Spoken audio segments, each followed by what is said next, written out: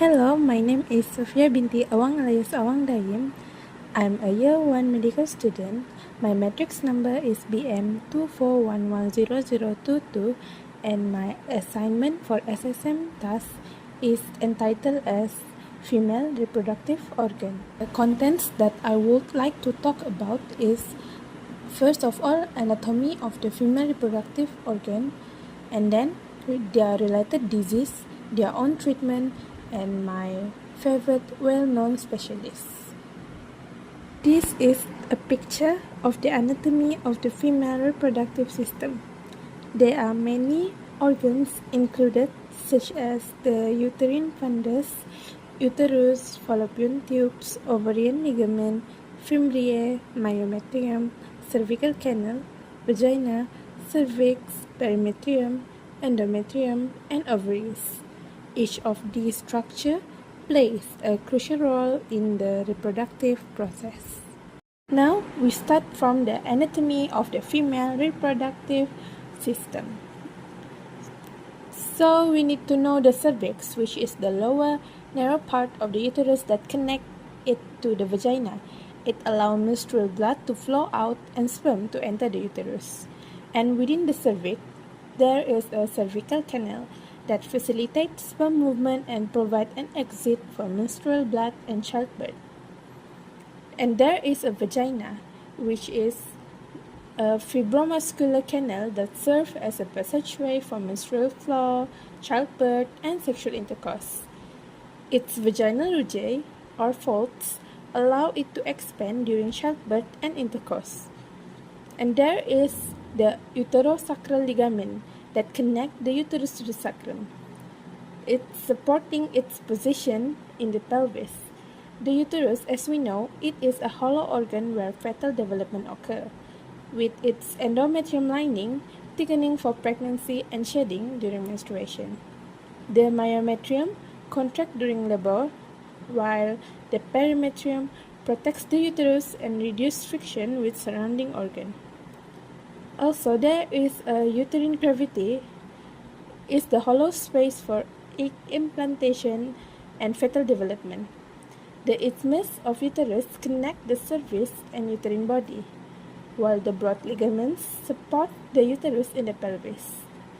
The isthmus of the uterine tube is the narrowest part of the fallopian tube, helping transport eggs towards fertilization. Continue the anatomy of female reproductive organ. And the first one is ovarian ligament. It is a structure that connects the ovaries to the uterus, helping to keep the ovaries in position within the pelvic cavity. Inside the ovaries, there is actually ovarian stoma, forms the connective tissue framework that support the follicles and blood vessel, ensuring proper ovarian function. And in the fallopian tube, the ampullae is its widest part and is typically the site where fertilization occurs. Moving inward, the mucosal fold of the uterine tube is formed by its inner mucosal layer, which aids the movement of the egg by creating a conducive environment. Additionally, the fimbriae, which are finger-like projections near the ovary, help guide the released egg into the fallopian tube. Lastly, the ovarian vessel. It comprising artery and veins supply blood to the ovaries, ensuring their nourishment and hormonal regulation. The first related disease that I want to talk about is endometriosis. Endometriosis is a condition where endometrial tissue, which normally lines the inside of the uterus, grows outside the uterine cavity. This abnormal growth is commonly found in the peritoneum lining, pelvic side wall, sponge of Douglas, uterosacral ligaments, and the bladder. Less frequently, it may appear at the umbilicus, abdominal scar, pleural cavity, or urinary tract. Symptoms of endometriosis include painful menstruation, dysmenorrhea, pain during intercourse, dyspareunia, infertility, flank pain, and in some cases, pain during defecation, dysgeusia. Treatment options vary depending on the severity of the condition and the patient needs. Fertility-sparing surgeries are often recommended for women wanting to conceive.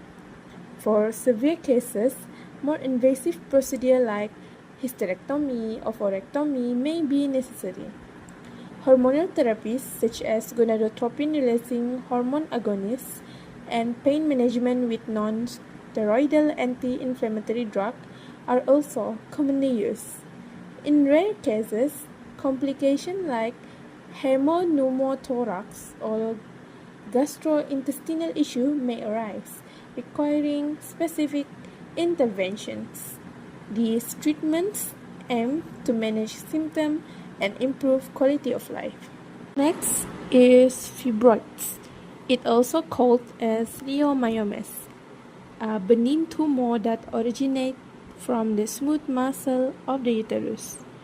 They are classified based on their location, with intramural fibroids growing within the uterine wall, suprarosal fibroids developing on the outer surface, submucosal fibroids forming beneath the uterine lining, and cervical fibroids occurring in the cervix. Common symptoms vary depending on the fibroid position and size, including abnormal uterine bleeding, AUB, such as heavy menstrual bleeding, HMB, or intermenstrual bleeding, IMB, reproductive failure, or subfertility. Additionally, larger fibroid can exert bulk effect, leading to bladder or bowel dysfunction and abdominal distension. Treatment options depend on the severity of symptoms and the patient needs. Hormonal therapies such as gonadotropin-releasing hormone agonists and selective progesterone receptor modulators can shrink fibroid and reduce symptoms. Surgical treatment include myomectomy, which remove fibroids while preserving the uterus, or hysterectomy, which remove the uterus entirely. Alternatively, uterine artery embolization (UAE) reduce fibroid size by cutting off their blood supply. Last disease that related to the female reproductive system is ovarian cancer. It is a cancer that begins in the ovaries. Ovarian cancer is classified into 4 main types based on the origin of the tumor. The most common type is epithelial ovarian tumor, which develops from the outer surface of the ovary. And the second one is germ cell tumor, arise from the cells that form eggs, while sex cord stromal tumor originate from the connective tissue of the ovary. And lastly, metastatic tumor spreads to the ovaries from other parts of the body. The symptoms of ovarian cancer vary depending on the tumor type. Epithelial tumor often cause increased abdominal girth or bloating, persistent pelvic or abdominal pain, and difficulty eating or feeling full quickly. Next, germ cell tumor may present with irregular menstrual periods, nausea, vomiting, and abdominal discomfort. For sex cord stromal tumor, it can lead to precocious puberty, abnormal menstrual bleeding, or post-menopausal bleeding. And the fourth one, which is metastatic tumor, are typically associated with weight loss, pelvic pain, and bowel or urinary symptoms. For treatment options for ovarian cancer generally include chemotherapy and surgical procedure. Debulking surgery is performed to remove as much of the tumor as possible, while salpingo-oophorectomy involves removing the ovary and fallopian tube. In some cases, laparotomy is necessary for more extensive tumor removal. Dr. Ange Bays is a gynecology whom I admire deeply and consider a role model. She is a well-known specialist from the Netherlands with an impressive educational background, holding both an MD and a PhD from Erasmus University of Medicine, Rotterdam. She specializes in pre-malignant oncology and vulvar diseases, and her contribution to the field have been recognized with multiple international awards. Dr. Bice has authored over 50 publications and presented extensively in peer-reviewed journals. Her work extends beyond research, as she plays an active role in various medical organizations.